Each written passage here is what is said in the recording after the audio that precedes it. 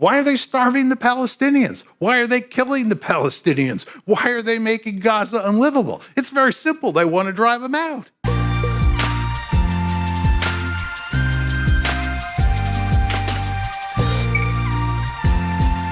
Well, ladies and gentlemen, welcome to the Intercontinental. My name is Tom Switzer.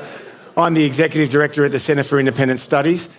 Now, for those of you who don't know much about CIS, we're a public policy research organisation. We're just based up the road on Macquarie Street, and we are primarily focused on tackling our nation's great public policy challenges. So we're interested in economics, education, energy, housing affordability, intergenerational matters, Aboriginal affairs.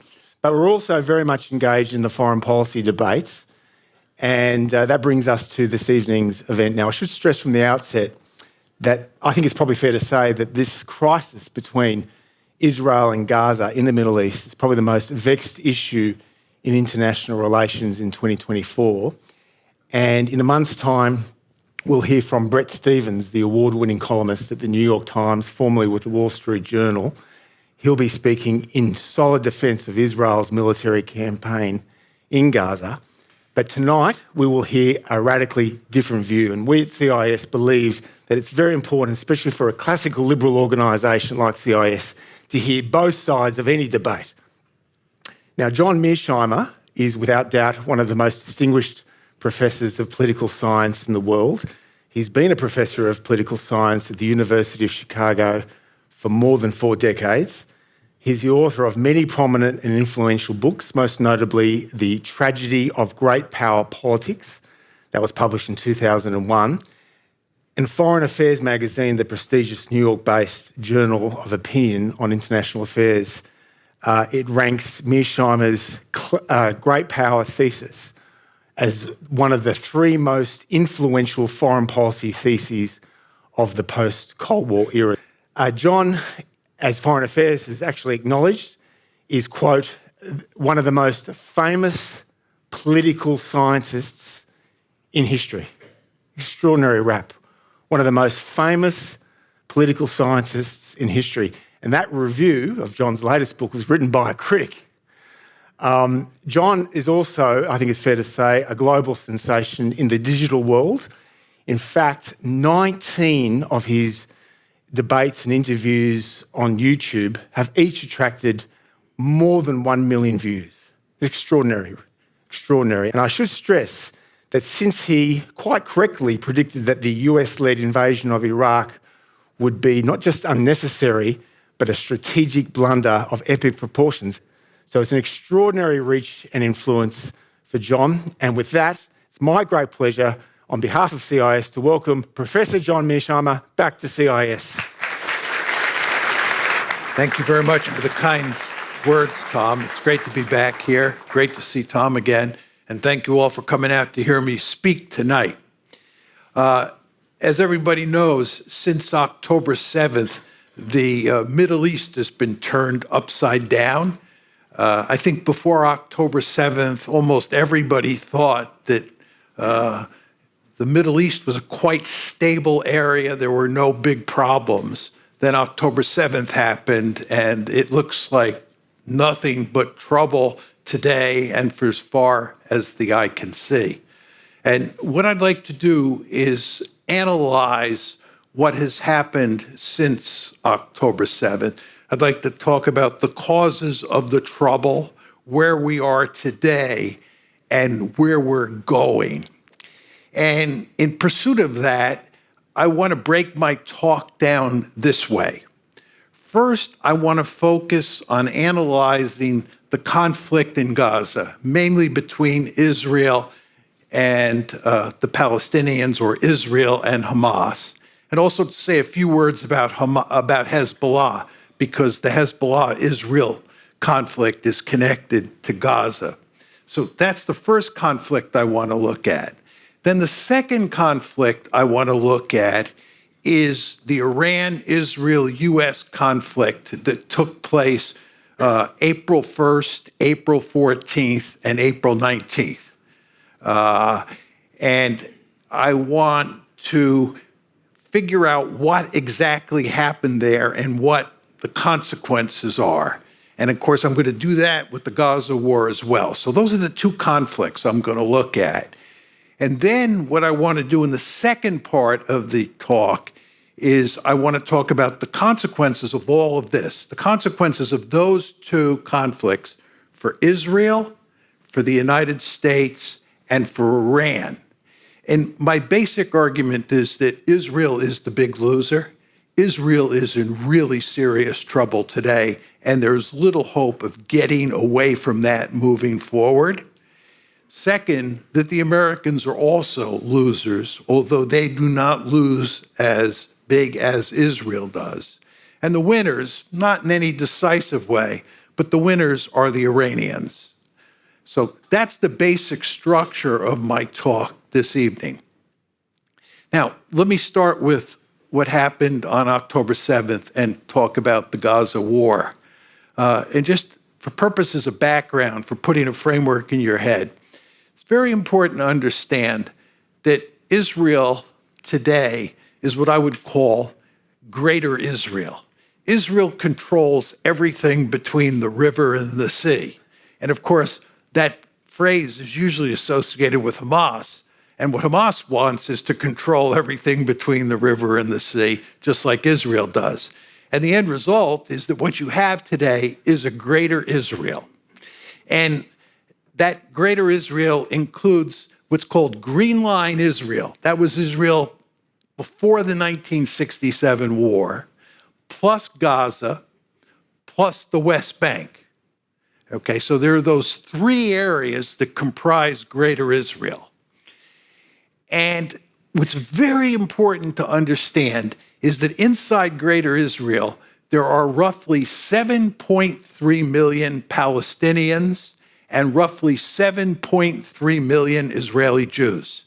There is rough equality between the two sides. So the question is, how does Israel think about dealing with Greater Israel, where you have rough equality between these two populations? And there are basically four options. One is you have a democratic Greater Israel. That's not going to happen because it would no longer be a Jewish state. Okay, because if you look at demographic patterns, the Palestinians are making more babies than the Israeli Jews. So that's not happening. Second possibility is a two-state solution. Everybody loves to talk about a two-state solution. That is not happening, certainly after what happened on October 7th, but even before then, and I'll talk more about this. Benjamin Netanyahu and the Israeli elite has no interest in a two-state solution, okay? The third possibility is apartheid. And basically what you now have is an apartheid state. We can go into this in detail in the Q&A if you want to do that. But if you look at Amnesty International, Human Rights Watch, and B'Tselem, which is the leading human rights group in Israel, all three of those organizations have produced lengthy reports that lay out why Israel is an apartheid state. The fourth option is ethnic cleansing. And ethnic cleansing means getting rid of the Palestinians, for the most part, who live in Gaza and who live in the West Bank, and creating a Greater Israel that is completely dominated by Israeli Jews and has very few, if any, Palestinians in its midst. So again, the four options are, number one, democratic Greater Israel. Number two, two-state solution. Those two are off the table. Number three, apartheid, which is basically what you have now. And number four is ethnic cleansing, where you get rid of the Palestinians. Okay. Now, let's switch gears a bit and talk about what the situation looked like before October 7th, and focus mainly on Gaza. Before October 7th, the Palestinians in Gaza basically lived in a giant open-air prison. What happened was that in 2005, when Ariel Sharon was the prime minister of Israel, he decided to pull the settlers out of Gaza. As you know, there are settlers in the West Bank. Up until 2005, there were Israeli settlers in Gaza, and Sharon pulled them out. And he pulled them out because Gaza was a hornet's nest, and having settlers in there was a nightmare. And they had their hands full in the West Bank, and they wanted to focus on the West Bank. And what they did was pulled all the settlers out, and it became an open-air prison. Now, it looked up until October 7th like Netanyahu and company were able to manage the situation inside of Gaza. Nobody thought what happened on October 7th was going to happen. This is why the Israelis got caught with their pants down. They thought they were managing the situation very well. And what was going on there is that Netanyahu was actually very happy with the fact that Hamas was running Gaza. This is hard to believe today, but it is true. And he was making sure that Hamas was being funded and that Hamas was doing reasonably well. Now, why is that the case? Because Netanyahu is adamantly opposed to a two-state solution. And Mahmoud Abbas, who runs the Palestinian Authority in the West Bank, is in favor of a two-state solution. So from Sharon's point of view, not Sharon, from Netanyahu's point of view, would have been true from Sharon's point of view as well, as if he hadn't passed away, Abbas is a threat because Abbas wants a two-state solution. So what Netanyahu has done is supported Hamas, because we all know Hamas does not want a two-state solution, and he's playing off Hamas against the PLO in the West Bank. And it looks like it works. And by the way, every once in a while, every couple of years, the Israelis mow the lawn, which means they precipitate a conflict with the Palestinians. They go in there, they kill hundreds, if not thousands of Palestinians, destroy some buildings, and send them a very clear message that, we're in charge and we want you to understand that you have to remain in this open-air prison. So that's the basic situation that exists. It looks like Netanyahu is managing the situation. And almost everybody thinks that, which is, again, is why they get caught with their pants down on October 7th. But again, what happens on October 7th is that Hamas attacks into Israel, and I think it's fair to say achieves a spectacular success. I think the evidence is that Hamas was surprised by how successful they were. And anyway, they eventually leave Israel, and the Israelis consolidate the situation inside of their borders.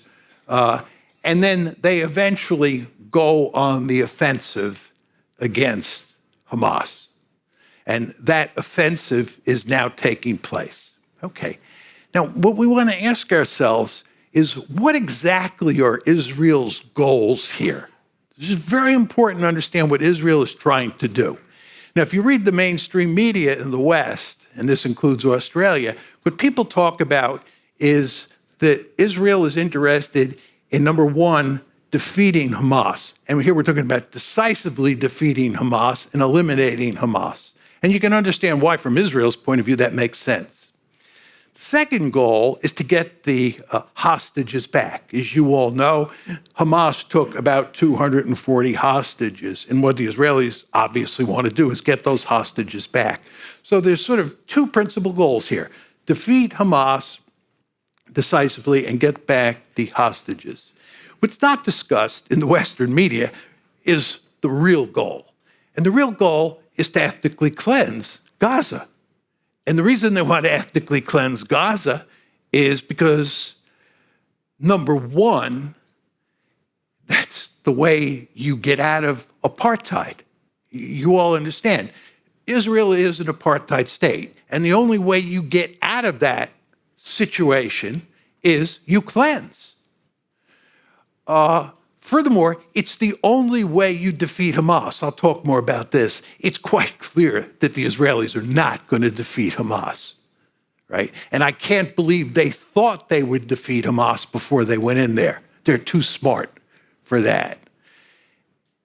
But if you cleanse Gaza and you drive all the Palestinians out, you drive Hamas out. So you solve two of the principal problems you face with ethnic cleansing. You solve the apartheid problem, and you solve the Hamas problem. Now, you're probably saying to yourself, Israel wouldn't do anything like this.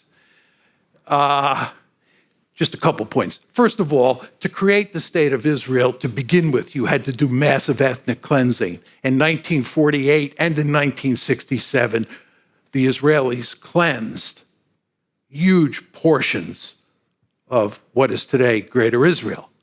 And the idea that they wouldn't do this, if you read all sorts of Israeli media, they talk about ethnic cleansing all the time. And it makes perfect sense if you think about it. Final point I'd make to you is one of the criticisms, and I'll talk more about this, of what the Israelis, and especially Benjamin Netanyahu, are doing in Gaza is they have not come up with a plan for what Gaza is going to look like after the shooting stops. In other words, what's the political solution here once the shooting stops? And Israeli military commanders, IDF military commanders, are constantly complaining these days that Netanyahu doesn't give them any sense of what the final political settlement's going to look like so they can deal with Hamas and deal with the Palestinians with some thought in mind about what the end game is here. The reason there's no end game, the reason they're not talking about how they're going to administer a Palestinian-dominated Gaza is because they want the Palestinians out. They want to ethnically cleanse Gaza. And then that brings us to the question, how do you do this, right? How do you get the Palestinians out? Well, first of all, they definitely went after Hamas to start with. That was the purely military side of the story. They went after Hamas. But to make ethnic cleansing work, you have to, number one, kill significant numbers of people, of Palestinians who are basically innocent Palestinians, not Hamas. You have to kill large numbers of them, and you have to give them a powerful incentive by killing them to drive them out. Number two, you have to make the place unlivable. And that's what they're doing. I mean, they're not just killing people, they're making Gaza unlivable. I could go through this in detail in the Q&A if people want to hear the story. But it is, as many people say, especially the UN people who are there, the place is unlivable. And the reason it's unlivable is because they're trying to cleanse Gaza. It's very important to understand that. And then finally, what they're doing is starving the population. There's all sorts of talk about famine in the northern part of Gaza. The United States is leaning heavily on the Israelis to let food and other kinds of aid in. The Israelis are resisting at every turn. Why are they starving the Palestinians? Why are they killing the Palestinians? Why are they making Gaza unlivable? It's very simple. They want to drive them out. So that's basically what's been happening. And in the beginning, right, there was all sorts of talk about genocide. And I was on the record publicly as saying this is not a genocide. But after December, I changed my mind on that. I think the Israelis are now engaged in genocide. And what's happened here is because they have been unable to get the Palestinians out, they've had to increase the amount of killing that they do, right? They're continuing to push to get the Palestinians out of Gaza. And the way they do that is just kill more and more people and make make the situation in Gaza more and more unlivable, right? So the situation is just getting worse and worse and worse, despite the fact that the United States, and actually the West more generally, are doing what they can to help feed the Palestinians. So the question is, where are we today? Where are we today? First of all, they've not defeated Hamas. and they're not going to defeat Hamas. Kurt Campbell, who is the Deputy Secretary of State, basically said that yesterday. There are all sorts of stories in the Israeli press that they're not going to defeat Hamas. They haven't gotten the hostages back, and they have not been able to cleanse Gaza. They've not been able to cleanse Gaza. Furthermore, they're stuck in Gaza. They're there, right? They got out in 2005, and they're back there. This is not good. So what you see here is that Israel is in real trouble in Gaza. Now, in addition to the problem in Gaza, they have a huge problem with Hezbollah, because Hezbollah in the north, in support of Hamas, has been shelling northern Israel. And there are somewhere between 60,000 and 100,000 Israelis from the northern part of Israel who have had to move into the center of Israel on a temporary basis and can't go home because Hezbollah is shelling northern Israel. And Hezbollah has said that until this all ends in Gaza, they're going to continue to fight the Israelis. This is a huge problem for the Israelis. So they not only have trouble with Hamas in Gaza, they have trouble with Hezbollah up on the northern border. And by the way, the Houthis are actually now taking aim at the Israelis, and the Houthis just recently landed their first missile inside of Israel. Just one, but that's a harbinger of things to come. So you see how much trouble Israel is in. They have not achieved their objectives with regard to those two stated objectives and with regard to the ethnic cleansing. And as I said to you before, you always want to understand there are four options here. First two are off the table, and that comes down to apartheid or ethnic cleansing. And the Israelis understand full well an apartheid state. We remember what happened to South Africa. We have got to solve that problem. That's why ethnic cleansing is so attractive. But they've been unable to ethnically cleanse so far. That's that story. That's the story about Gaza. Let's shift gears now and talk about Iran versus Israel versus the United States. Up until April 1st, the war between Israel and Iran, and even the United States and Iran, was a shadow war. And it's very important to understand that we did not want the war, that shadow war, to escalate. We did not want to see Iran and Israel get into a fight. Very important to understand, nor did the Iranians. The Iranians had no interest in escalation. The country that had an interest in escalation were the Israelis. The Israelis have had their gun sights on Iran for a long time, and they've been doing everything they can over time to pull us into a war against Iran. But we didn't want a war. What happens on April 1st, as I'm sure all of you remember, is that the Israelis hit the Iranian embassy in Damascus, Syria. This drives the Iranians up a tree.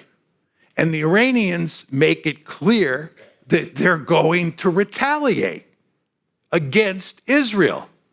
The United States is aghast. The United States is very angry at the Israelis for doing this and not telling them that it was coming. So the Israelis, right, look like they're going to get a big conflict between Israel and the United States on one side and the Iranians on the other side. But the United States doesn't want this, and Iran doesn't want this. So what happens? This is April 1st, the attack on the embassy. On April 14th, Iran retaliates against Israel. You all remember this. The question is, what happens between April 1st and April 14th, and then what happens on April 14th? It's all very important to understand these details. The United States and Iran work together through intermediaries, because we don't have direct relations. We work together through intermediaries to make sure that the Iranian attack is limited, that we see it coming beforehand, and that the United States and the Israelis and others are able to deal with the attack. Furthermore, we make it clear that we want the Iranians not to hit any populated areas and to basically go after one or two military targets. We and the Iranians agree that it will be a limited attack. We're coordinating with the Iranians because, again, we don't want escalation. We, meaning the Americans, nor do they. Then, when the Iranian attack comes, a hotline, an informal hotline is set up between the United States and Iran via Oman, because both the Iranians and the Americans want to keep this one under control. Very important to understand that. And the Iranians attack, and what happens there? The Americans are deeply involved in defending Israel.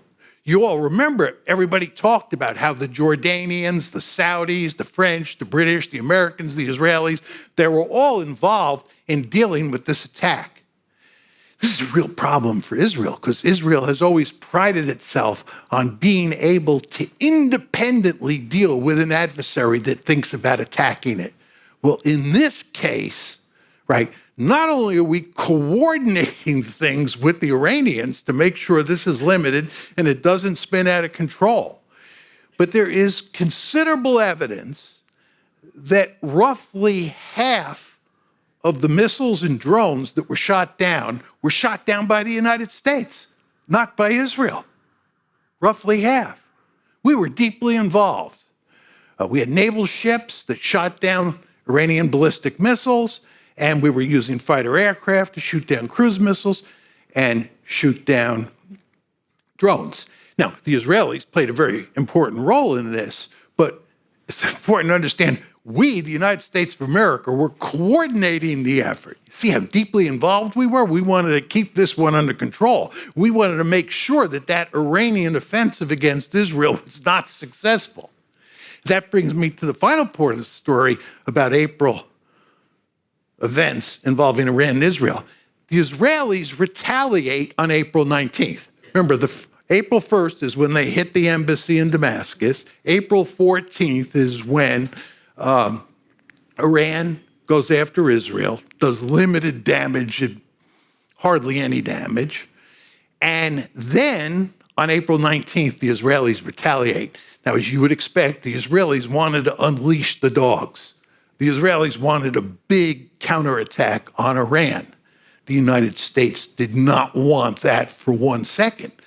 We were trying to put a cap on the volcano. So what the Israelis end up doing is basically taking out one radar in the Isfahan area of Iran. Just one radar.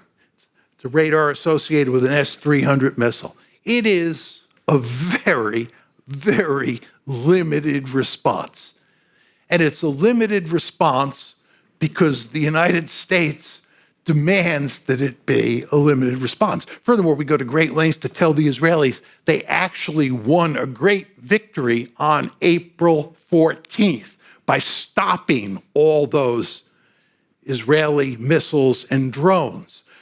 So Israel, accept the fact that you won a great victory on April 14th. All we need is just a small-scale attack where we go after one radar, and that's the end of the story. And of course, that was the end of the story.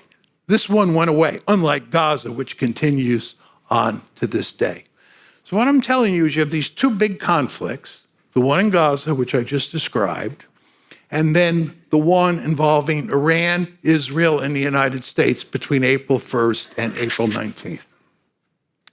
Now, I want to talk about the consequences of this for Israel, United States, and for Iran. And as I said to you, I believe that Israel was the big loser here. Now you're saying to yourself, why is that the case? Number of reasons. First of all, the Israelis are back back in Gaza. They got out in 2005. Ariel Sharon, as you all know, is no shrinking violet. He's at least as tough an hombre as Benjamin Netanyahu. He pulled out because Gaza's a hornet's nest. Well, the Israelis are back in Gaza. They have no way of getting out at the moment, and they have no solution to the problem. They've made Gaza unlivable. What are they going to do? The Palestinians are not leaving. What are they going to do? They're running the place. They're in deep trouble. Second reason the Israelis lose, you have to understand how the Israelis think about deterrence. And this is a very smart way of thinking about deterrence. I'm not being critical of Israeli thinking here. What the Israelis believe is that their deterrence depends on escalation dominance. Escalation dominance. That means if somebody whacks me and I whack them back, I whack them back harder than they initially whacked me. In other words, as we go up the escalation ladder, I dominate. Escalation dominance. The best example of this is in the summer of 2003, Hezbollah killed a few Israelis.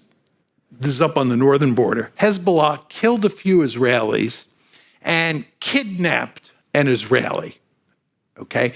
The Israelis massively retaliated.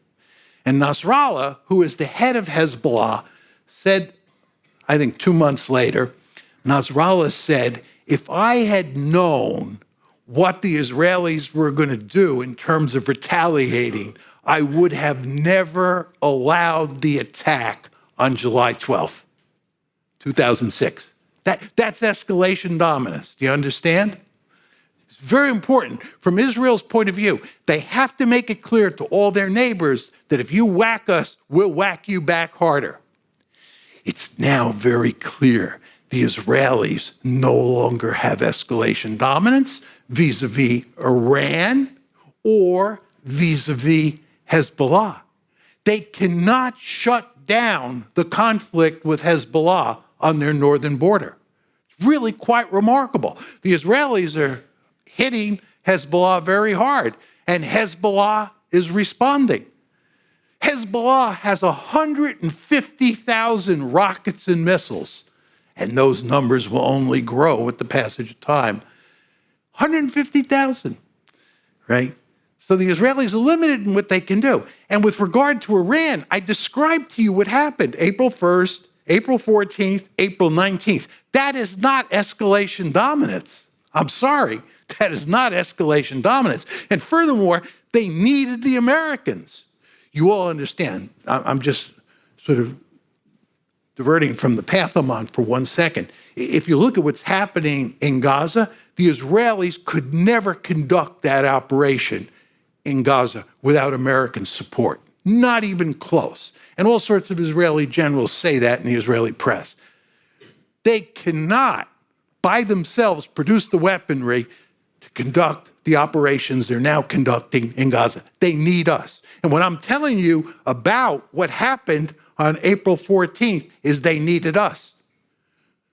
You hear all this talk about Iron Dome and their ability to shoot down missiles. They cannot do it alone. Iron Dome is not that formidable defensive system. And furthermore, given cost exchange ratios, the number of missiles that the Iranians and Hezbollah have, Iron Dome over the long term in a fight is just not very useful.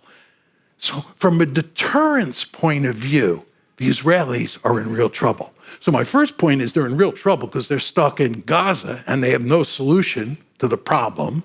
And number two, their deterrence has been badly weakened. Number three is it's very important to understand with the coming of all these missiles and the coming of drones, it's now possible for actors like Hamas, the Houthis, and Hezbollah, and Iran to develop the capability to hit Israel. and cause enormous amounts of damage. And lots of people who live in Israel are not very comfortable with this situation, right? The idea that they are exposed to adversaries, and these are formidable adversaries. I don't want to make light of the fact that that groups like Hezbollah and groups like Hamas would like to finish Israel off. They would. No, these are really tough hombres.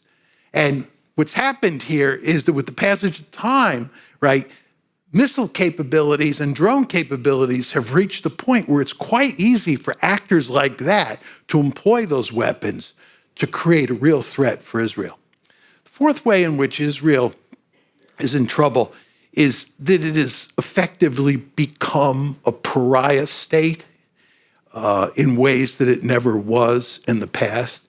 If you look at what's happening in the United States and all across the world on university campuses and college campuses, this is just evidence, whether you think what's going on is right or wrong, that Israel's reputation has been badly tarnished.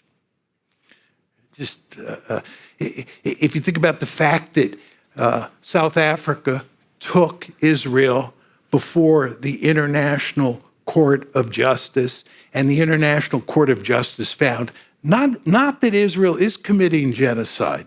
They didn't find that. That is yet to be determined. But what the International Court of Justice did find is that there is sufficient evidence, there's enough evidence to think that Israel might be committing genocide.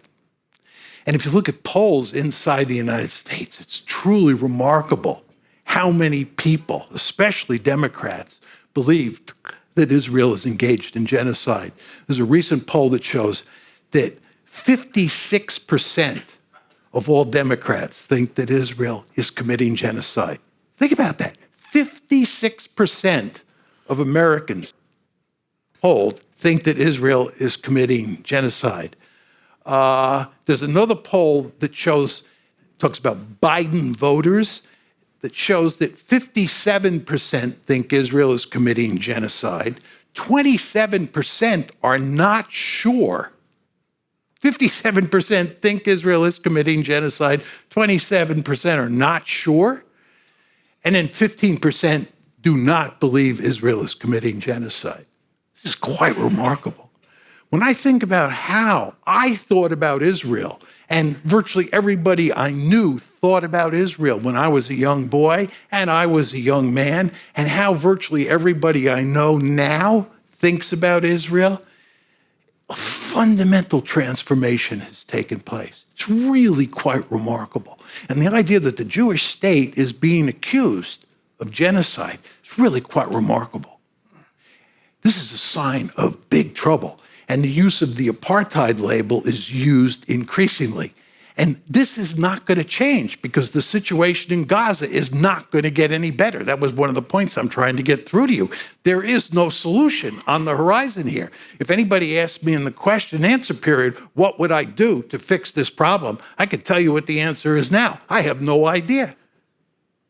Let's be very clear on this. Categorically depressing. But anyway, I think that from Israel's point of view, what's happened to its reputation is disastrous. And I don't think it's going to get any better over time. So this is why, these four reasons. Number one, the fact they're stuck in Gaza once more. Number two, the fact that their deterrence has been weakened because they don't have escalation dominance. Number three, the fact that they're surrounded by adversaries who loathe them, would like to destroy them, and who have increasing numbers of missiles and drones that can cause them lots of trouble is bad news. And number four, the pariah state argument. Now let me conclude by talking briefly about the United States and talking about Iran. The United States is also a big loser here. First of all, it's in our interest to have peace in the Middle East. First of all, we've been fighting so many wars. The American public is just sick of all these wars. The last thing we want are more wars in the Middle East. Oh my God, a war against Iran. This is the last thing people want, right? We want peace. Furthermore, we need a peaceful Middle East so we can pivot to East Asia. right? From an American point of view, the most serious threat on the planet is China. The United States has to contain China. We have to pivot to Asia. We can't pivot to Asia because we're pinned down in Ukraine, and now we're pinned down in the Middle East.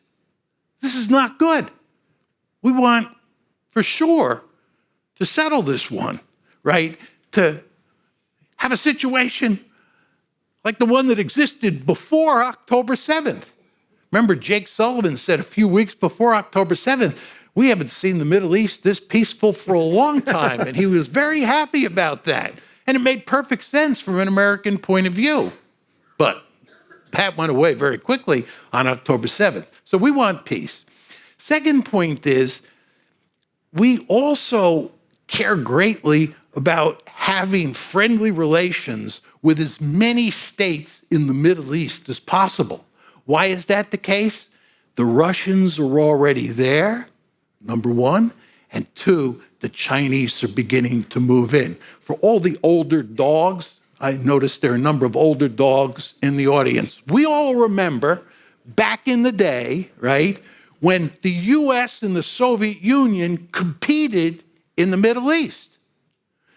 Well, what you're going to see moving forward is not just the United States and Russia, but the United States, Russia, and China competing in the Middle East. The Chinese are building a blue water navy to project power into the Gulf, number one. Number two, they depend heavily on oil, and therefore they're doing everything they can to have good relations with Iran, good relations with Saudi Arabia, and we are very worried about this. The United States doesn't want bad relations with countries in the Middle East that drive them into the arms of the Chinese and the Russians. And you see a lot of that happening. By the way, you all know about the Abraham Accords. The Abraham Accords was where the United States was recently trying to get Israel, Saudi Arabia, and the United States all together in a sort of quasi-alliance. This is all gone by the boards now because of what's happening in Gaza, right? This is not in our interest. It's certainly not in Israel's interest, and it's certainly not in Saudi's interest at all either. So you see the problem that we have here. There's one other problem, and this applies to the Israelis as well, is the nuclear issue. You all understand Iran is a hop, skip, and a jump away from developing nuclear weapons. Because we, with pressure from the Israelis, we, the Americans, pulled out of the JCPOA. That was the nuclear agreement that the Obama administration crafted with Iran. The Iranians are now enriching uranium up to 60%. And you know, you have to enrich uranium up to 90% to have enough, to have it capable of being turned into a bomb. And it's very easy to get from 60% to 90%. My guess is, and just from reading the literature, that Iran could have enough fissile material for 3 bombs in about 6 weeks. That's not a bomb, that's just the fissile material. I think it would take probably about 6 months to build 3 bombs, and then they'd have to develop the delivery capability. So it's not like they're going to develop a bomb in a month or two's time. That's not going to happen, but they're not that far away. And what happens when you bomb their embassy and then you get in a tit-for-tat fight with them on April 14th and April 19th is you give them an incentive to get nuclear weapons. And you can see signs of that. You can see signs of the Iranians talking about getting nuclear weapons. So one of the principal problems that the Israelis and the Americans face as a result of what happened between April 1st and April 19th is we've incentivized the Iranians to get nuclear weapons. Not that they'll go through with it, but we've given them powerful incentive to do that. And they have the capability because they can enrich uranium up to 90% and then produce bombs. Just say a few words in conclusion, Tom, about Iran. As I said to you before, I think Iran is the winner. I think America's the loser. I think Israel is the biggest loser. But I think that the Iranians are the winners so far. And this is not to say that they have really come out of this smelling like a rose, as my mother used to say. I don't want to go that far. But on balance, I think they've done quite well for themselves. First of all, they have been able, except for April 14th, to remain on the sidelines. And they are using their proxies in the region, or they're working with their proxies, that's a better way to put it, to great effect. Because as you know, the Iranians are allied with Hamas, they're allied with Hezbollah, they're allied with the Houthis, and they're allied with these militias inside of Iraq and Syria that have their gun sights not only on the United States, but on Israel as well. So they have been able to stay out of the fight, yet see their proxies do very well in this conflict with both the United States and Israel. Another point that you want to keep in mind is that Iran, as a result of all this, now has very close relations with Russia and China. What we're doing, what the United States is doing, is we're driving the Iranians, the Russians, the Chinese, and the North Koreans together, right?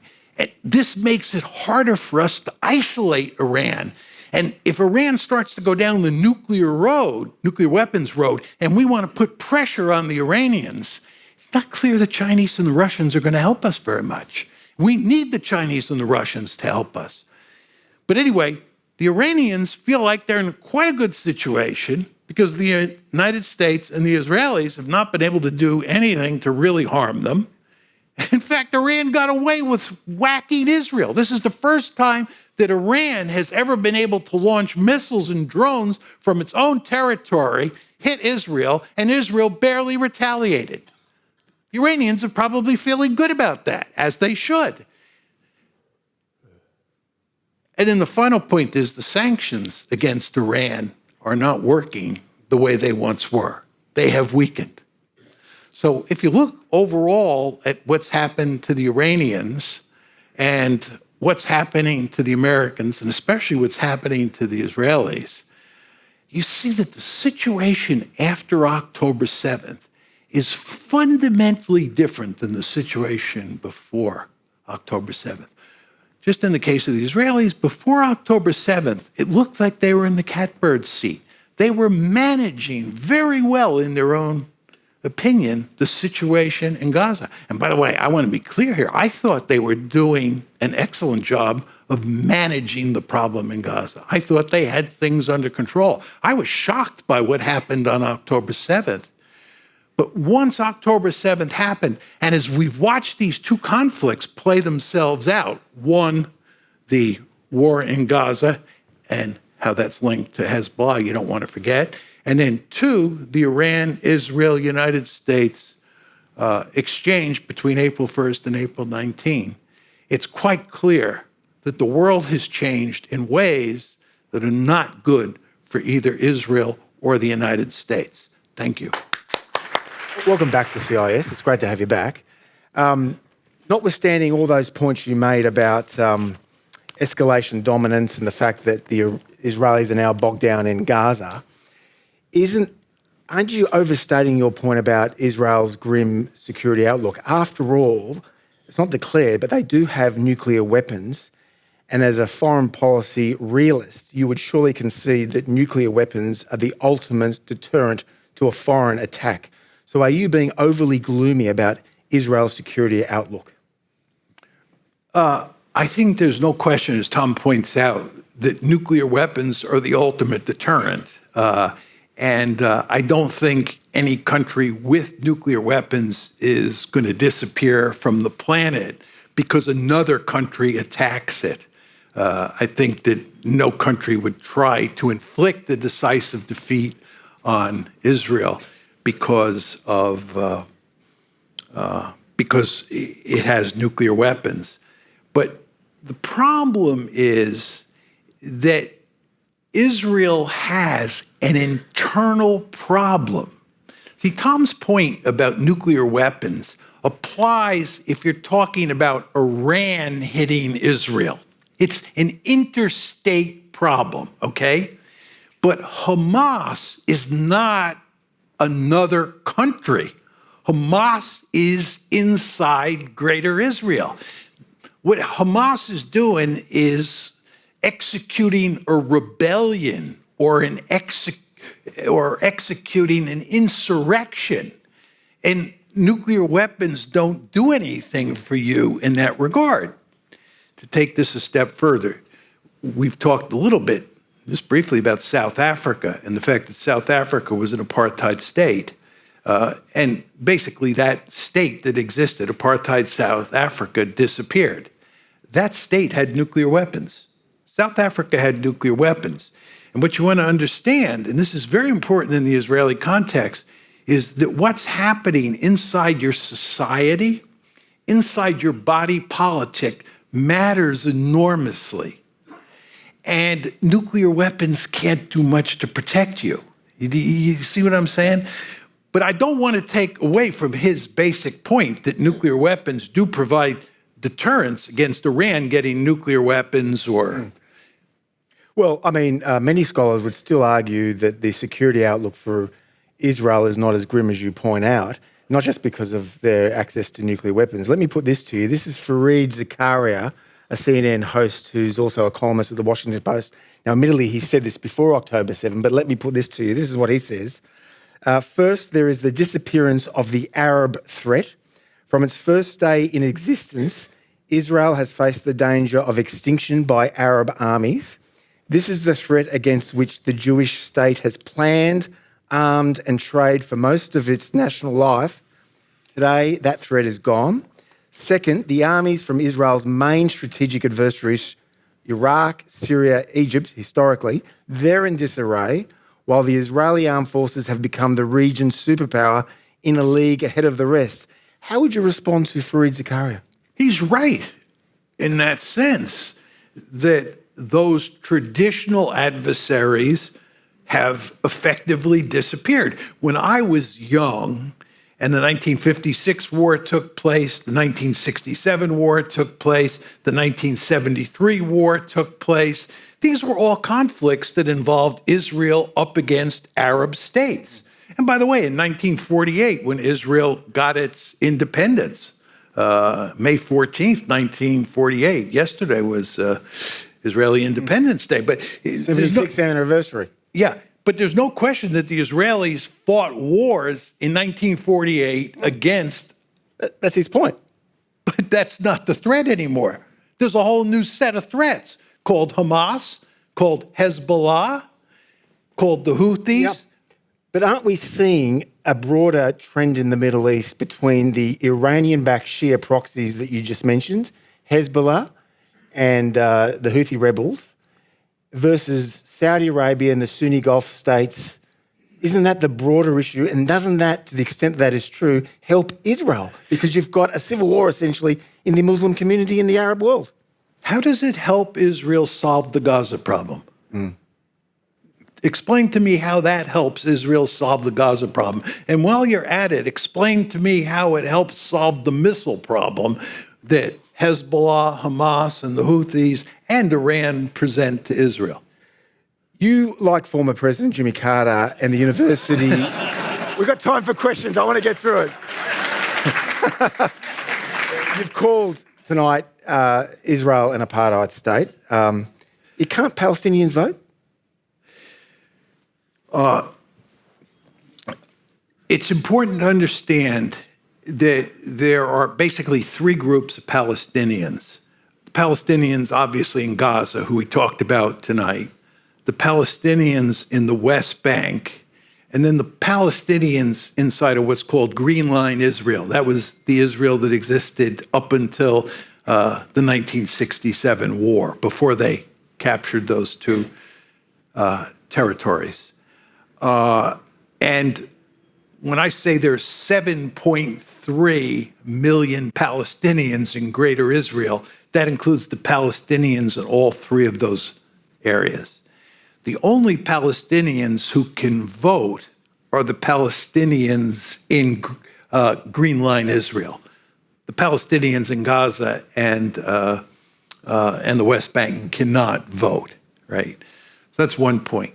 The second point is the Palestinians in Israel do not have equal rights.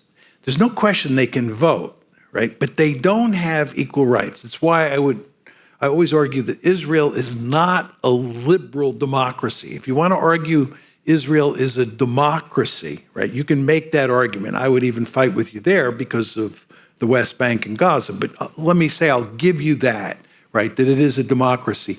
You can't make the argument that Israel is a liberal democracy because the Palestinians don't have equal rights inside Green Line Israel. This is the principal reason, in my opinion, that Israel does not have a constitution. They've moved in that direction a couple times, but they can't go too far down that road because they don't want equal rights. They want a Jewish state, not a state where Palestinians and Jews are equal in number and have equal rights. Okay, but your critics, and they're not just Jewish leaders, a lot of people in this room presumably would say it's a stretch to compare Israel today to the old racist South Africa of yesteryear. And this is the late Les Gelb, someone you knew, the former president of the New York-based Council on Foreign Relations. Quote, "The US is helping to protect one of the few nations in the world that share American values and interests, a true democracy." And this is Richard Cohen, a long-time columnist at the Washington Post. The Israel of today and the South Africa of yesterday have almost nothing in common. In South Africa, the minority white population harshly ruled the majority black population. Non-whites were denied civil rights, and in 1958, they were even deprived of citizenship. Cohen goes on to say, in contrast, Israeli Arabs, about 1/5 of the country, have the same civil and political rights as do Israeli Jews. Arabs sit in the Knesset and serve in the military, although most are exempt from the draft. And Cohen concludes, whatever this is, and it looks suspiciously like a liberal democracy, it cannot be apartheid. Again, your response to the likes of Les Gelb and Richard Cohen. Just very quickly, they don't have equal rights. This is the Palestinians who live inside Green Line Israel. They simply don't have equal rights. And what about the Palestinians in Gaza and the Palestinians in the West Bank? This is all part of Greater Israel. But let me make a couple points in addition to that. First of all, whether Israel is an apartheid state is not based on any comparison with South Africa. You have to come up with what is a definition of apartheid, and then you have to look at what's happening inside of Israel and see whether it meets that definition. Right? There's no question that there are differences, and I'll get to this in a second, between apartheid in South Africa and apartheid in Israel. But the question is, what are the general characteristics of an apartheid regime, and does Israel fill the bill? Now, as I told you before, if you have any doubts about this, there are huge reports written by Human Rights Watch, Amnesty International, and B'Tselem, which is the leading human rights group inside of Israel, laying out the case as to why Israel is an apartheid state. And I think those three reports make a very powerful case. My final point to you is there are a number of South Africans who lived under apartheid in South Africa, including South African Jews, and including Bishop Tutu, who make the argument that the apartheid system in Israel is worse than the apartheid system in South Africa. Let's turn to Rafah, the southern city in Gaza. Now, the Israeli leadership seems to believe that a full-scale ground military invasion of Rafah will finish the job of eliminating Hamas. You've said that that's not realistic. Now, your critics would say that with its gleeful mutilations, its rampages, its rapes and beheadings, its baby killing on October 7, Hamas needs crushing. And if Hamas keeps control of Rafah and the people, it wins. The Israelis may believe that Hamas needs to be crushed. And you can understand, given what happened on October 7th, why they feel that way. They're not going to crush Hamas. And if you read the newspapers carefully every day, you will see that Hamas has come back to life in northern Gaza, and the Israelis have now sent military forces into northern Gaza to deal with Hamas. The New York Times and the Wall Street Journal today have articles dealing with the fact that Hamas is almost impossible to defeat. They're just not going to defeat them. This is why I said to you, ethnic cleansing is so attractive to the Israelis. Ethnic cleansing solves the apartheid problem, what Tom was challenging me on a minute ago, and it solves the Hamas problem, which he's challenging me on now.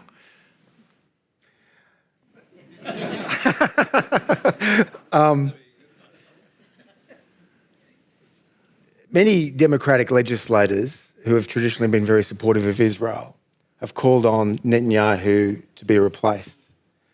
To what extent would things change in Gaza and the Israeli military operation in Gaza if Netanyahu is replaced, as many Democratic lawmakers and indeed Brett Stevens at the New York Times has called for Netanyahu to be removed? How would things change? Not at all. This is an argument that I hear in the United States, and it's made by liberal American Jews, people like Tom Friedman. At the New York Times? Yeah, at the New York Times, who believe that Netanyahu is an anomaly, and if we could only get rid of him and replace him with Thomas Jefferson or somebody like that, Israel will live happily ever after. This is a foolish argument, right? It's quite clear that Netanyahu and his war cabinet and most of the national security elite in Israel today agree with Israeli policy under Netanyahu. So it wouldn't change anything. It wouldn't change Okay. anything. It would change hardly anything. Now, you say Israel has had Iran in its sights for a long time, but isn't it true that Iran's Shia theocracy has also had Israel in its sights for a long time? After all, many of their leaders have declared the eradication of Israel off the face of the map. Look, there's no question that Iran considers Israel to be a mortal enemy and would like to do away with the Jewish state, the same way Hezbollah would like to do away with the Jewish state. So there's no question about that. And there's no question that the Israelis hate the Iranians or hate Iran. And it's a case of mutual hatred, mutual dislike, call it what you want. There's no question about it. Who is responsible for starting this? The implication of your question was that it is Iran that's responsible, not Israel. Well, it's their leaders that talk about this, about eradicating Israel off the face of the earth. It's pretty provocative, isn't it? I agree. That's correct. But I'm just saying it's not clear that they started it. You want to remember that Iran once had very good relations with Israel, once had very good relations with the United States, and that even in the 1990s, the Iranians were interested in improving relations with the United States. And one could make an argument that if you had gotten a two-state solution, that Iran would have reconciled itself to dealing with this problem. So, we haven't talked much about the two-state solution in large part because I sort of took it off the table early on. But it's very important to understand that every American president since Jimmy Carter has pushed hard on the two-state solution because we think the two-state solution, we meaning American elites, think the two-state solution is the only reasonable way to get out of this conundrum. What has to be done here is that the Palestinians have to be given self-determination. They need a sovereign state of their own. And this is what the two-state solution was designed to do. And American leaders understood that if the Israelis did not agree to a two-state solution, and you did not get a two-state solution, you were going to have trouble for as far as the eye can see. You all understand, maybe the younger people in the audience don't, but what happened on October 7th is really not an anomaly. There was the first intifada, then there was the second intifada. Late 80s and early 2000s. Pardon? Late 80s and the early 2000s? Yes, 1987 was the first intifada and 2000 was the second intifada. And these were, Palestinian insurrections. But John, you could get a two-state solution with the Palestinian leadership in the West Bank, but Hamas has made it very clear, as you've acknowledged, that they don't support a two-state solution. Absolutely, there's no question about that. Just want to be very clear here. This gets back to my point that Netanyahu was playing divide and conquer, right?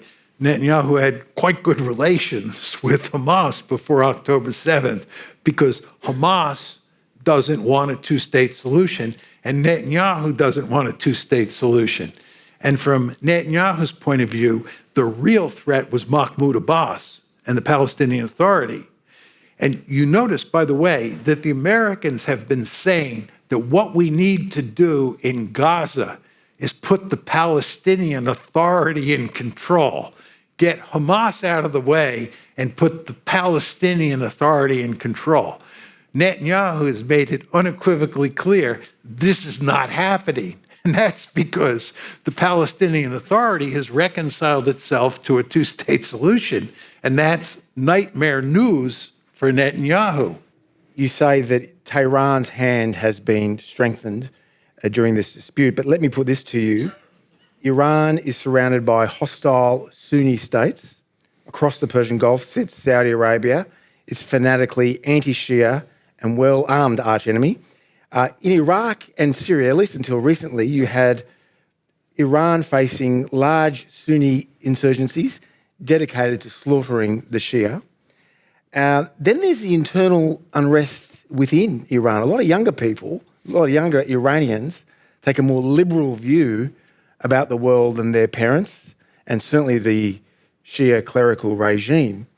So are you overlooking Iran's real weaknesses and limitations? Well, he only gave me 50 minutes to talk. If he had been willing to fulfill my request to be able to talk for 2 hours, I would have qualified my argument somewhat. No, there's absolutely no question that Iran has significant problems. But the thing you want to remember about Iran is that Iran is much more powerful than all of its neighbors. It has a very large population, and the human capital inside of Iran is very impressive, right? And if you were to look at the potential balance of power between Iran and Saudi Arabia, if they were both able to mobilize all their resources, it's a Bambi versus Godzilla situation. That's why the Saudis are so interested in the Abraham Accord. The Saudis want to jump into bed with the Israelis and the Americans because the Saudis understand that the Iranians have a lot of potential power, right? Whenever you want to measure the power of a country, the two things that you go to, number one are population size, and number two are wealth. Number two is wealth, right? Wealth and population size. And you look at the Iranian situation, they are potentially a very powerful country, which is not to take away from your points about the problems that they face. Okay, now it's time for question time. And please, I encourage you to try to keep your questions shorter than mine were, but also feel free to ask about not just the Middle East, but also Ukraine and China, about which John has spoken in great detail. First question. You've talked about how Israel are now stuck in Gaza. Do you see similar trap for the US, or do they have a path forward and out of this? Well, the United States is not going into Gaza, right? I mean, we're not putting forces in there, but we are joined at the hip with Israel. We have this special relationship so that as long as Israel is bogged down in Gaza and having all sorts of problems, both in terms of dealing with the Palestinians and dealing with the wider world, it has huge consequences for us. We end up vetoing Security Council resolutions that we don't want to veto. It ends up poisoning our relations with the Egyptians and the Jordanians. So there are all sorts of spin-off consequences for us that are negative. And this is why the Biden administration, to its credit, is deeply committed to trying to figure out how to solve this one. As I said before, we'd like Mahmoud Abbas to come in, take over, then we can get the rich Arab countries to pour money in, we can rebuild Gaza and live happily ever after. That's what we want to do, because this is not in our interest to let this go on. But the problem we face is we can't get the Israelis to go along with us. This is well documented. And the end result is, no end to trouble, certainly for the Israelis, but even for us. Next question. Yes, sir. Thanks, John. Lachlan McIntyre. Since Australia's security depends on the United States, do we have no option but to take sides in Gaza and Ukraine? Meaning Australia. I'm not sure what taking sides means. If you're talking about Hamas versus Israel, that's very different than talking about the Palestinians versus Israel, right? In other words, I know lots of people who loathe Hamas and hope Israel destroys it, who are very sympathetic to the Palestinians, who believe that Israel is committing genocide, right? So I would argue you can take the side of the Palestinians if you are an Australian, and you can make the argument that that's in Israel's interest, right? People who've argued for a two-state solution have long argued that's in Israel's interest. That's the solution. That's the argument. But if it's a choice between Hamas and Israel, Australia, certainly the government and most people who operate in the foreign policy establishment, they have no choice but to side with Israel against Hamas. Next question, John Connor. Yes, your part of your proposition essentially is that there is no support in Israel for a two-state solution. Now, I know that there's an organization membership of which is confined to people who've been the rank of major or above in one of the 4 Israeli defense and intelligence institutions. That has consistently argued, I've not checked since October, but has consistently argued in favor of a two-state solution while recognizing it's difficult. I really think that is in fact a reflection of at least the views of a significant part of the Israeli intelligence and military establishment prior to October 7. Now, given that, and sufficient pressure from the US and otherwise, and elsewise, may require transfers of population from Gaza and the 500,000 settlers in the West Bank, Israeli settlers, but surely there must be, to some degree, you may be pushing on an open door in trying to arrive at that solution. With all due respect, I don't agree with you on that. I think there are a handful of people in the Israeli establishment who are in favor of a two-state solution, but they're small in number, and the elites who... Sorry, that organization includes the heads of all of those 4, previous heads of all of those 4 organizations, various of them. Still a small number. I believe there's no evidence. Furthermore, the Israelis are not going to agree to a two-state solution after what happened on October 7th. You're going to create a viable Palestinian state that has weapons of its own on your border. You've not defeated Hamas. You've just suffered this devastating defeat on October 7th. It's just not going to happen. Okay, next question, Tony, and then we'll go to Antoinette. I'd like to just push on this two-state solution a bit further.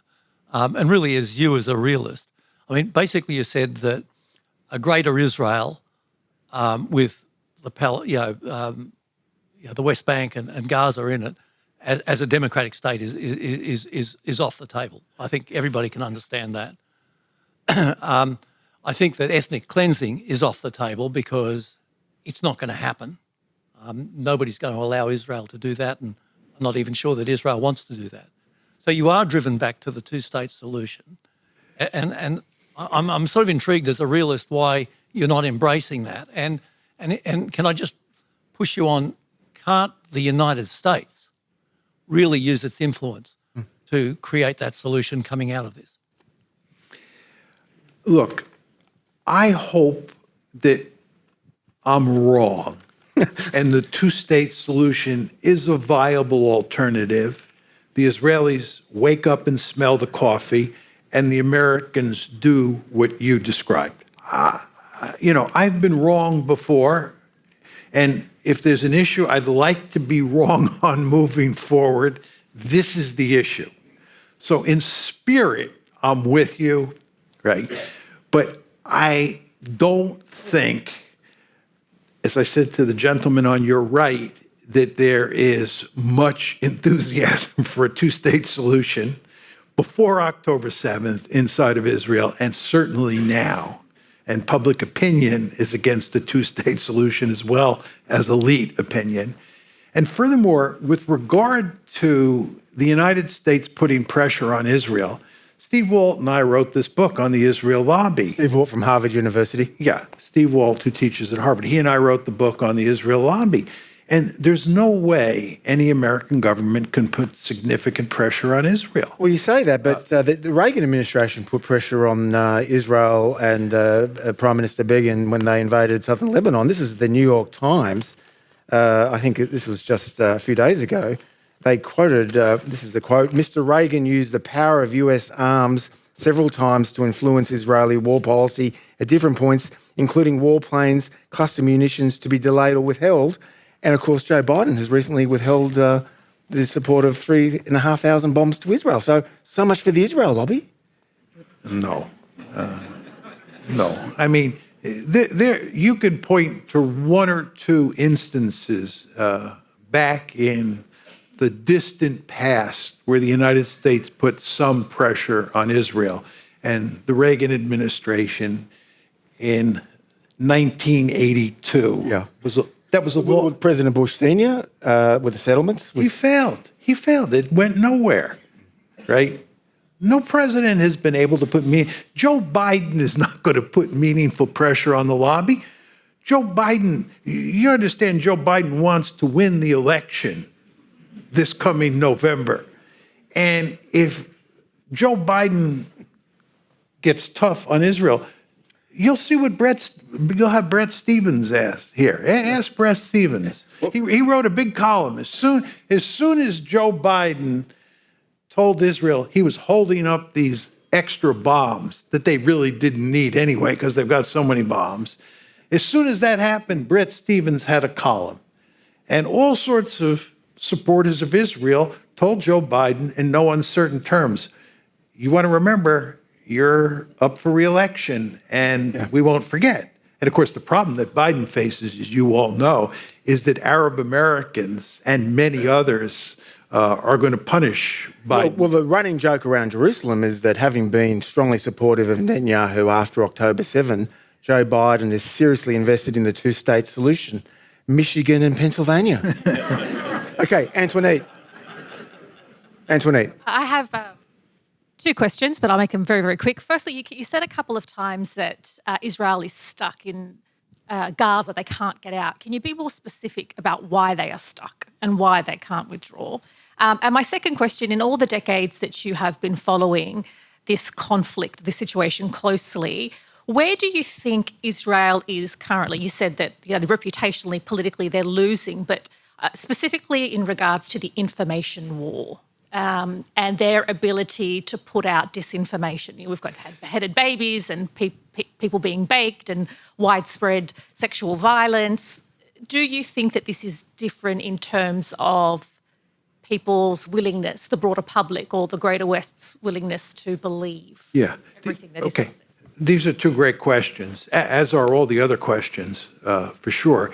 But just on the first, the first question is, why are the Israelis, or why am I saying the Israelis are stuck in Gaza?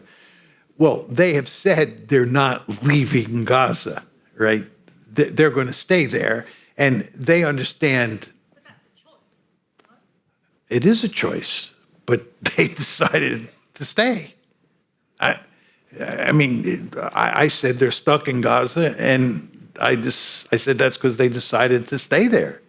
I mean, it may be a choice. You might not like the choice, but that's the choice they made.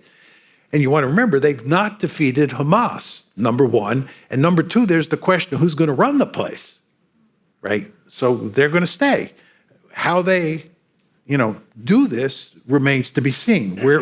How many troops they leave, where those troops are deployed, how those troops act, that remains to be seen, but they're stuck. Second question is a very interesting question. It is all about controlling the narrative. The Israelis controlled the narrative in really powerful ways up until the late 1980s. Then you had this group of historians in Israel called the New Historians, who were then young at the time, and they got access to the archives.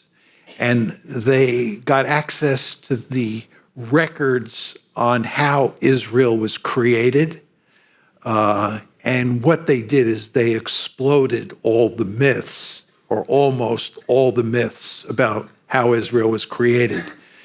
And it really portrayed the Israelis in a negative light, okay? And that was the start of trouble. And I could tell you all sorts of stories about that, because people began to think differently about Israel than from the way we thought about when I was young. There was a book by Leon Uris. It was called Exodus, and everybody read it, and it was a movie. Paul Newman and Eva Marie Saint starred in it, and it portrayed the Israelis in a very positive light and the Arabs in a very negative light. And once the new historians came along, all sorts of people, mainly at the elite level, began to think differently about the creation of Israel and Israel's behavior. Then what happens is you get social media and you get the internet. And Israel has huge influence in influencing what the Wall Street Journal, what the New York Times, what the Washington Post says. But TikTok is a nightmare for Israel. It's an utter nightmare. There's this famous conversation that you can get on the internet of Jonathan Greenblatt, who is the head of the Anti-Defamation League, the ADL. He's Abe Foxman's successor. He's on the phone talking to somebody, and there's a video of it, and he's talking about TikTok. And it's just a disaster for Israel. People see what's happening. And the Israelis, this is really quite remarkable. The Israelis are filming themselves doing absolutely horrible things to the Palestinians and then putting it on the internet.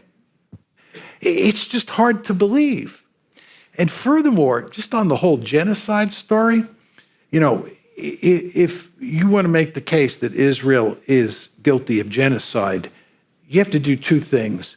You have to provide evidence of intent, number one, and you have to provide evidence that Israel's actions are consistent with the intent.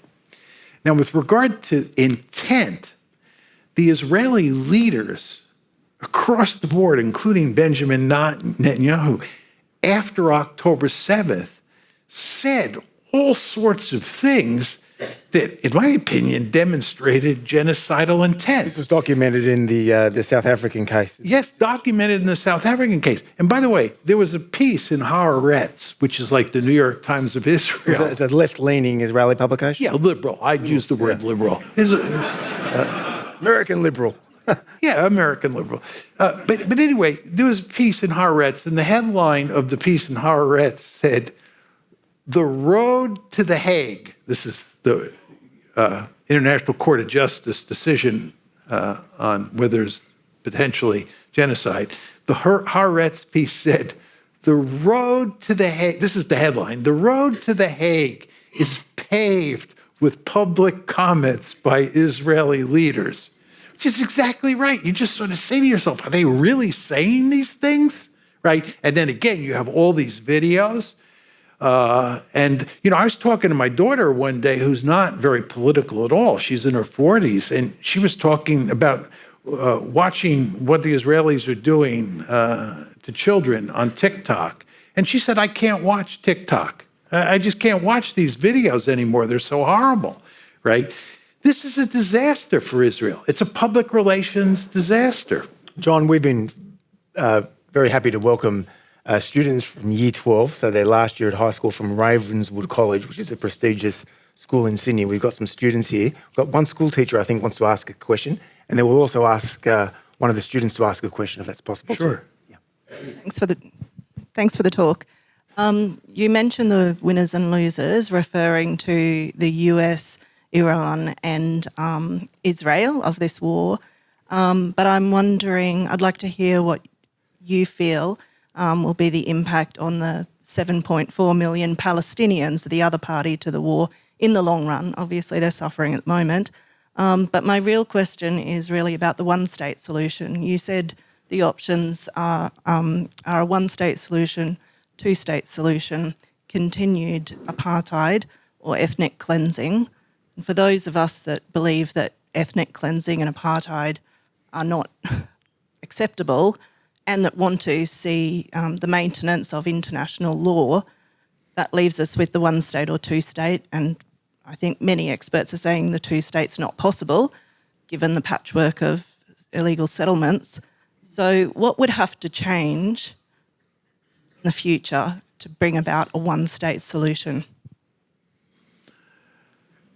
You know, as I said, did everybody hear the question?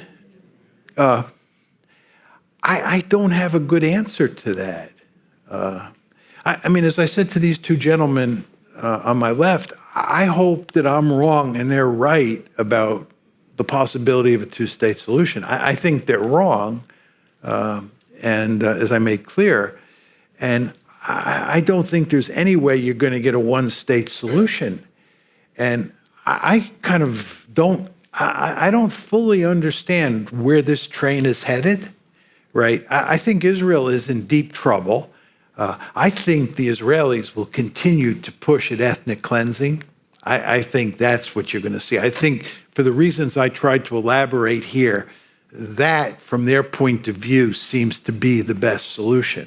I don't think they can get away with it. I'm not 100% sure. I hope they can't get away with it. But where this all ends, you know, it gets back to a brief discussion I was having with Tom when Tom said, oh, Israel has a nuclear weapon. It's not going anywhere. And you want to remember that South Africa had a nuclear weapon, as I reminded Tom, and apartheid South Africa disappeared. The sort of long-term future of Israel is in question for a lot of reasons, many of which I have not touched on tonight for time-related reasons. But you want to understand that immediately after October 7th, 500,000 Israelis left the country. 500,000 Israelis left Israel after October 7th? Yeah. Wow. Yeah.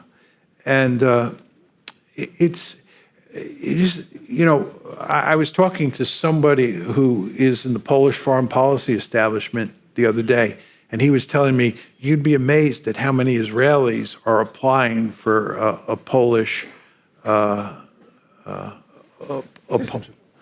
Citizenship. Yeah, Polish citizenship, so that they can have a Polish passport. And the same is true with other European countries. So you don't, I don't want to get into the centrifugal forces that are at play inside of Israel because it's too late in the evening. But this is a country that just has lots of problems. And where this all goes, I don't know. Not least the demographic challenges. Now, do we have a question from one of the students at Ravenswood? Hello, G'day. I'm a Year 12 student at Ravenswood School for Girls. The question that I want to ask is essentially, looking at the US election, how do you think the conflict in the Middle East and the impact of non-state actors will influence the result in the upcoming US election, which you touched on earlier in your talk? Thank you.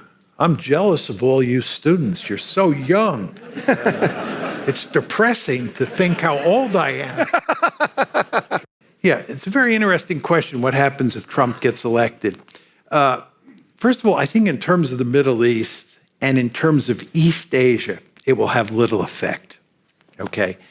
The interesting question is whether it will matter in Europe with regard to NATO and with regard to Putin. As we all know from the last time around with Trump, he really wanted to throw NATO down the toilet bowl. He has no use for NATO. He thinks our European allies are freeloaders, and he'd like to get rid of them. And he likes Putin. This is not surprising, and he really wanted to have good relations with Putin. He lost on both counts. The blob or the deep state, whatever you want to call it, beat him back. He is now determined, if he wins, to not let that happen again. And he is, number one, going to bring in a whole group of seasoned individuals who served with him in the first term, who share his view of the world. He didn't have those people available in 2017 when he moved in the White House, January 2017. He now feels, and I think it's correct, that he can bring in a team of individuals and they collectively can beat back the deep state, number one. And number two, at the Heritage Foundation, they're coming up with a plan for what to do once they move back into the White House in 2025. So they're going to have the people, they're going to have the plan or the grand strategy, and then the question is, can they make it work? And again, my initial point to you is I think that where they will try to change things in a fundamental way is in Europe. And the question you have to ask yourself is, do you think that Trump, even with all of the preparation that's now in train, do you think that Trump can beat the deep state? I'm a structuralist, as some of you know. The students clearly know this. I believe that structure really matters, and it limits how much agency someone like Trump has. So I'm betting on the deep state with regard to NATO and with regard to Europe. And I think whether Trump or Biden wins, it won't matter that much on the foreign policy front. I think the die is cast here, certainly in East Asia. I think the die is cast in the Middle East. I mean, what's he going to do in the Middle East? What's Trump going to do differently? Well, the Republican Party is clearly more pro-Israel than the Democrat Party, correct? Yeah, but even there, because of my point to Tony about the lobby, right? The Democratic Party is filled with people who are, especially among the younger Democrats, who are, I think it's fair to say, hostile to Israel at this point in time. But the elites, the Democratic Party elites, the people who run the country, they're, no different than the Republicans, right? It's Tweedledee and Tweedledum. And Joe Biden, it will be the Democrat. If the Democrats win, it'll be Donald Trump if the Republicans. And I just don't think you're going to get much difference there. Fortunately, we are running out of time, but I just want to conclude and make a few remarks about CIS. Two of our favourite quotes, you've heard me say this before. First, from John Stuart Mill, the famous English liberal thinker of the 19th century. He famously said, "He who knows only his own position knows little of that." And what that meant was, as my friend and mentor and former CIS senior fellow Owen Harries used to put it, and this is very relevant for the students in the room, take particular care to understand the position of your adversary and to understand it not in a caricatured or superficial form, but at its strongest. For until you have rebutted it at its strongest, you have not rebutted it at all. And this is a necessary condition for both developing your own position fully and attacking your opponents successfully. That's the first quote. Our other favourite quote at CIS is from the great 20th century public intellectual Walter Lippmann, also a foreign policy realist. And he said, "Where all think alike, no one thinks very much." Now, I think tonight we heard a strikingly different view from the one you'll hear in the Australian newspaper, the Financial Review, the Wall Street Journal, the Daily Telegraph. I only mention these papers because these are papers that you and I read regularly. And I think it's fair to say that on behalf of our colleagues and board members here at CIS, John, we're very grateful for you being here, putting forward the counter-argument. You'll hear from Brett Stevens in a month's time. Please join me in thanking John Mearsheimer.